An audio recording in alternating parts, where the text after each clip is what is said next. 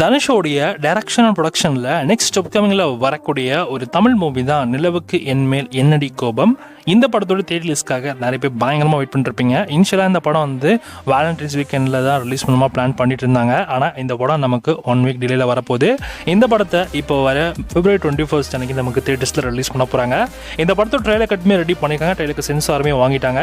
இந்த படத்தில் பவிஷ், அனிகா சுரேந்திரன், பிரியா பிரகாஷ் வாரியர், மேத்யூ தாமஸ், வெங்கடேஷ் மேனன், ரபியா அண்ட் ரம்யா ரங்கநாதன் இந்த மாதிரி நிறைய பேர் இந்த படத்தில் நடிச்சிருக்காங்க.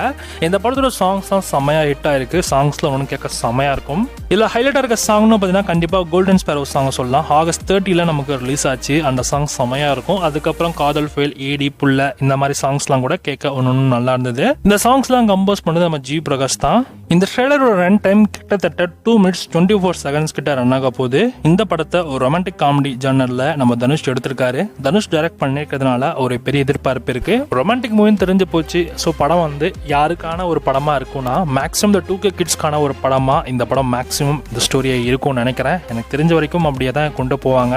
ஸோ பார்க்கலாம் இந்த 2K லவ் ஸ்டோரி மூவி எந்த அளவுக்கு ஆடியன்ஸ்க்கு ஒர்க் ஆக போகுது. தனுஷ் டைரக்ட் பண்ணியிருக்காரு. ஸோ கண்டிப்பாக நல்லா தான் இருக்கும். ஸோ வெயிட் பண்ணி பார்க்கலாம்.